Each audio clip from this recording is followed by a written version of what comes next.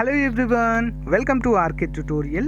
నేను మీ RK sir. Friends, AP high court ఉద్యోగాలకు సంబంధించి చాలా ముఖ్యమైన అప్డేట్. ప్రతి ఒక్క అభ్యర్థి ఎవరైతే కోర్టు ఉద్యోగాలకు అప్లై చేశారో వారంతా కూడా తెలుసుకోవాల్సినటువంటి అంశము ఏంటి? సో ఏ పోస్టులకి ఉమ్మడి పరీక్ష నిర్వహిస్తారు అంటే సిలబస్ అంతా సేమ్ ఉండి, ఫర్ ఎగ్జాంపుల్ 3 లేదా 4 ఉద్యోగాలకు మీరు అప్లై చేశారనుకోండి. సో రెండింటికి కలిపి ఒకటి ఉండొచ్చు, 4టికి వేరు ఉండొచ్చు, 3టికి వేరు ఉండొచ్చు. సో అంటే కొన్ని కేటగిరీస్ని కమాండ్గా చేసి వాటన్నిటికీ కూడా ఒకే పరీక్ష అయితే నిర్వహిస్తారండి. మరి అలాంటి ఏ పరీక్షలను ఏ ఉద్యోగాలను ఒకచోట చేర్చి కామన్ ఎగ్జామ్ నిర్వహిస్తారు అనేది చూద్దాము. అంతేకాకుండా ఎంతమంది అప్లై చేస్తుంటారు అనేటువంటి క్వశ్చన్ అయితే చాలా మంది అడిగారండి. అసలు ఎంతమంది అప్లై చేశారు, పోటీ ఎంత ఉండబోతుంది, అసలు పోటీ ఎక్కువ దేనికి ఉంటుంది, వేటికి తక్కువ ఉంటుంది అనేటువంటి అంశం కూడా చాలామంది అడిగారండి. వీటన్నిటిని గురించి కూడా మనమైతే డిస్కస్ చేద్దాం.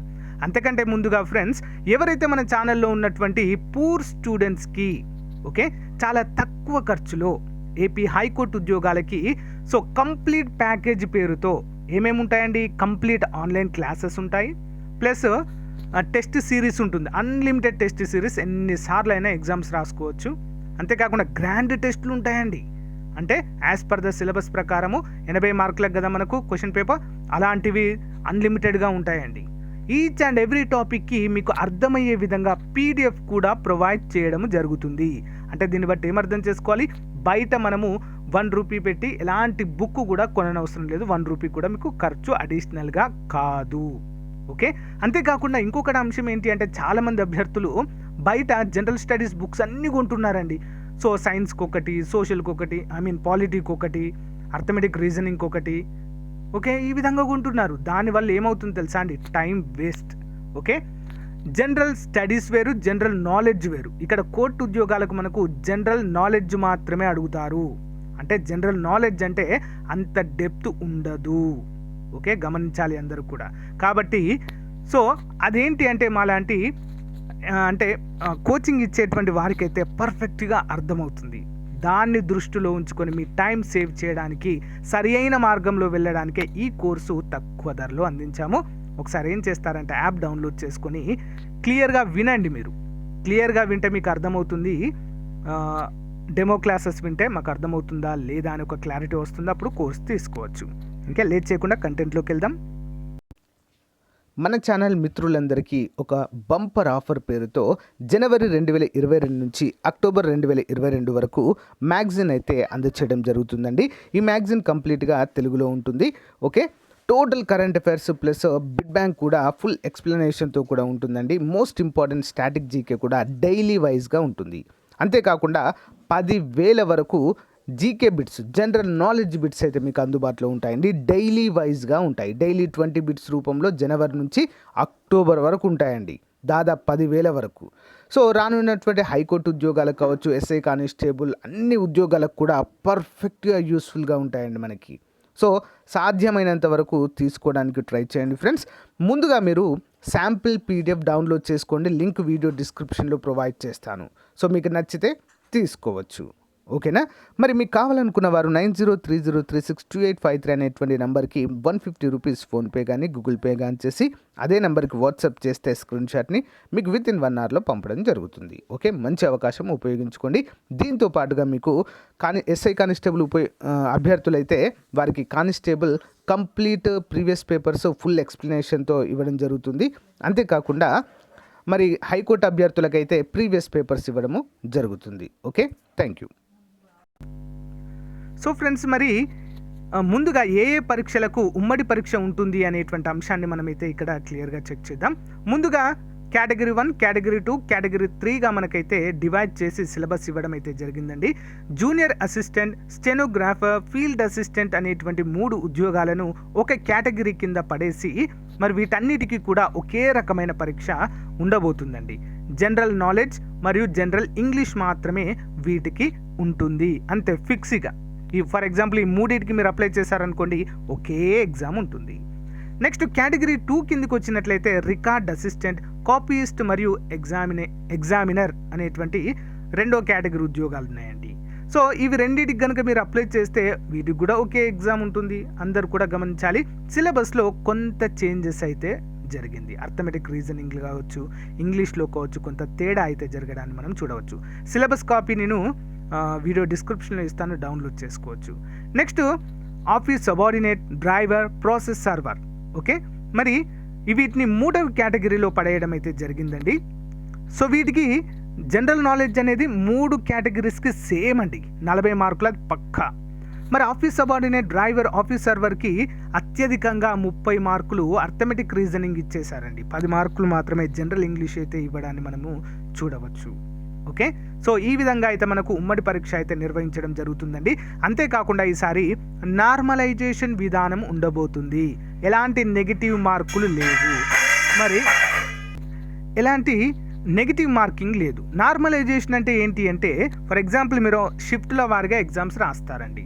షిఫ్ట్ల వారిగా ఎగ్జామ్ రాసినప్పుడు కొంతమందికి హార్డ్గా రావచ్చు ఎగ్జామ్ పేపర్, కొంతమందికి చాలా సింపుల్గా రావచ్చు.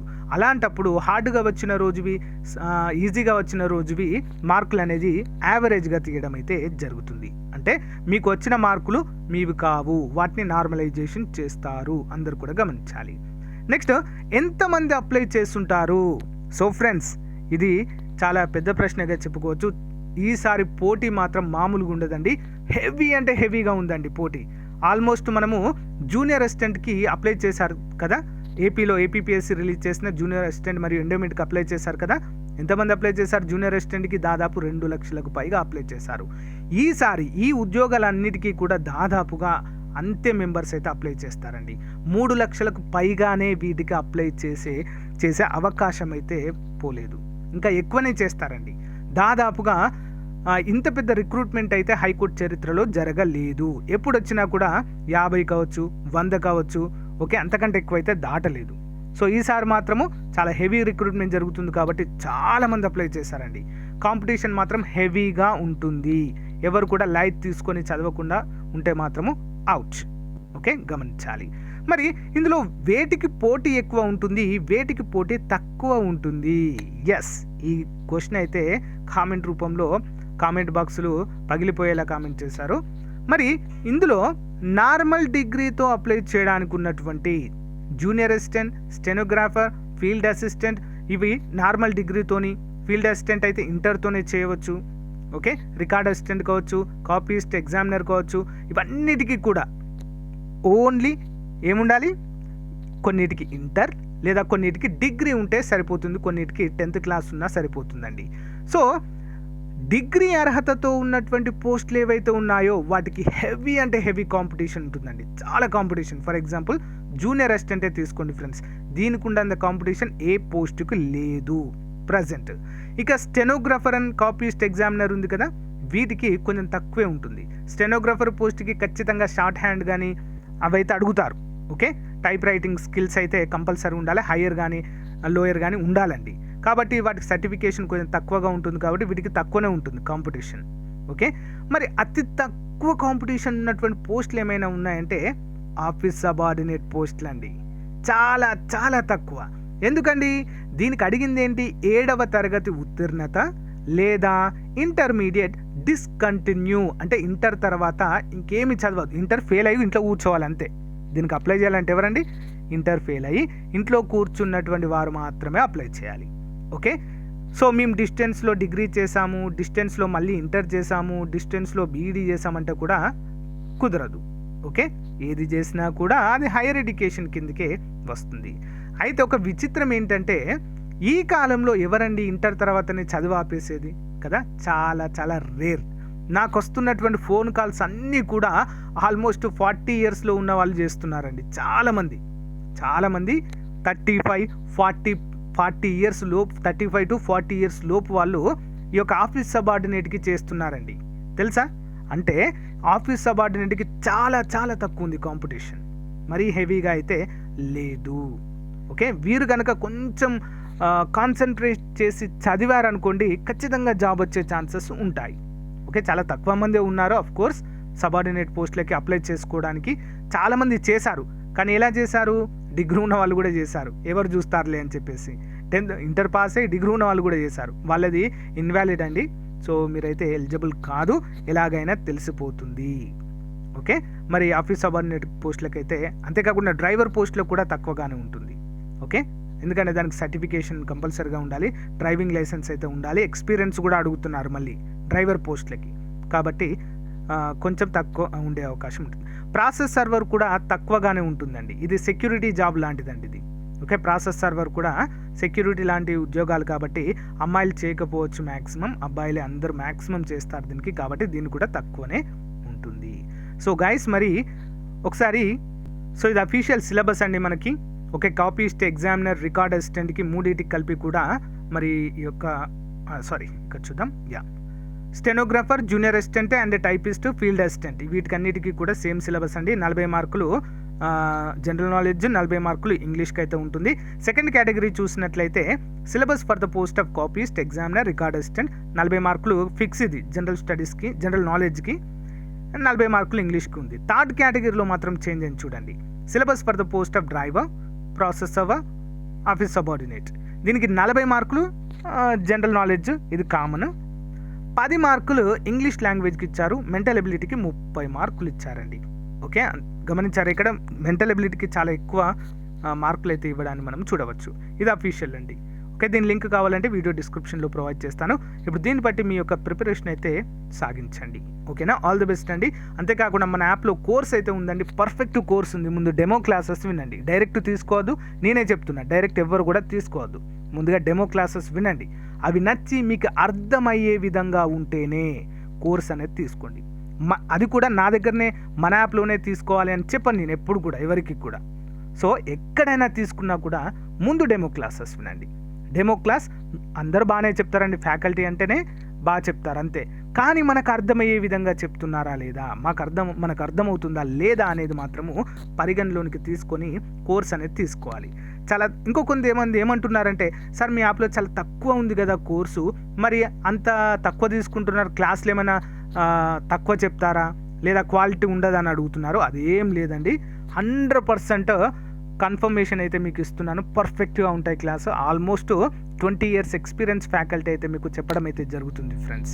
ఎందుకంటే చాలామంది తీసుకున్నారు ఇప్పటికే, చాలామంది నుంచి 100% ఫీడ్బ్యాక్ అయితే పర్ఫెక్ట్గా ఉందండి. అందుకే మీకైతే చెప్తున్నాను, మీరైతే ఖచ్చితంగా డిసప్పాయింట్ అయితే అవ్వరు. సో ఆల్ ది బెస్ట్ అండి అందరికీ కూడా. ఇక టైం అయితే అయిపోయిందండి అప్లై చేయడానికి. డిస్ట్రిక్ట్ కోర్ట్స్కి, హైకోర్టుకి మాత్రం 21 వరకు ఇచ్చారు time.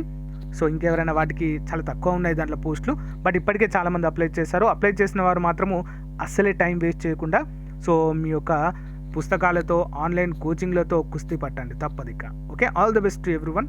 Thank you for support. Bye.